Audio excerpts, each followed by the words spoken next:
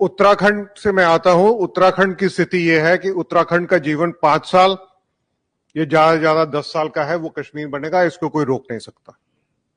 उसके लिए मैं आपको ये बताता हूं कि बद्रीनाथ में, केदारनाथ में मस्जिद बन गई है, इबादतगाह बन गई है, वहां पे नमाज अदा होनी शुरू हो गई है।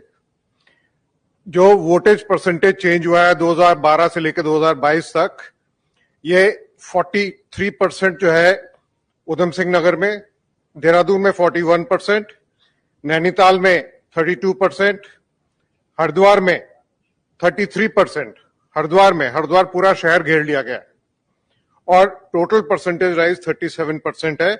और ये 20% से लेके यहां तक इतनी परसेंटेज राइज हो गई है। और पूरे पहाड़ में, पूरे देहरादून में जितना भी फल और सब्जी का बिजनेस है, ये 90% बिजनेस हमारे शांति दूतों के पास है।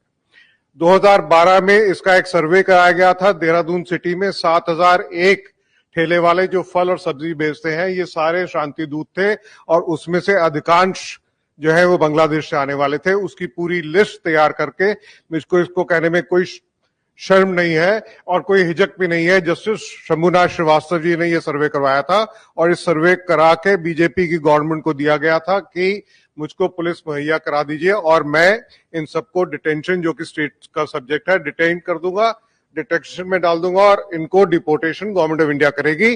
तो उस जुलाई 31 को शंभुनाथ श्रीवास्तव जी का कार्यकाल उत्तराखंड में बीजेपी सरकार ने समाप्त कर दिया। तो ये हमारी स्थिति है। अब इसका समाधान क्या है? इसका समाधान ये है कि हमारा उत्तराखंड का 630 किलोमीटर का बॉर्डर चाइना के साथ लगता है और एक बटालियन जो है वो 40 किलोमीटर के एरिया को पेट्रोल करती है। हमारे यहाँ वहां पे स्काउट्स एंड गाइड्स हैं। उन स्काउट्स एंड गाइड्स को अरुणाचल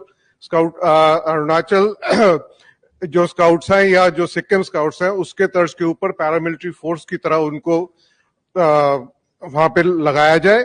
उनकी भर्ती जो है वहीं कुमाऊं और गढ़वाल से हो और वहीं वो पोस्ट रहे 6 से 7 साल तक।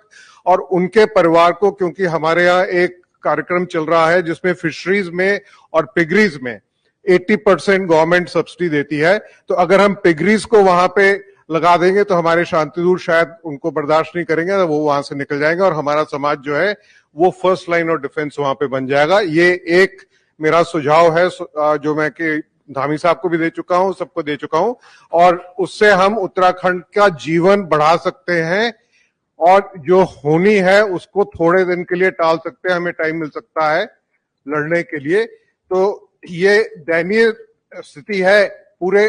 और सबसे मैक्सिमम देहरादून शहर के अंदर धर्मपुर में जो चेंज आया है, 56% शांति दूतों की आबादी है। देहरादून सिटी भी सेफ नहीं है, कोई कॉलोनी सेफ नहीं है। देहरादून में क्या आप कर सकते हैं उसका सोल्यूशन? मंदिर को सेंटर बना के मित्र मंडली बनाइए, मंदिर में जाके इकट्ठे होइए, मंदिर में जाके सबके साथ बनिए, मंदिर का भी उत्थान कीजिए और आपसी में भाईचारा बढ़ाइए और एक दूसरे को पहचानिए। वो आपका एक जो मित्र मंडली है, अगर आपके घर में 4 लोग आते हैं तो आपने उस मित्र मंडली को बुलाया तो वो आपके साथ खड़े होंगे, अन्यथा आपके पास कोई आदमी नहीं है। आपने अगर हथियार भी ले लिए तो उसमें 6 गोली होंगी, कितने लोग मारेंगे उसके बाद आप मरेंगे अवश्य, ये पक्का है।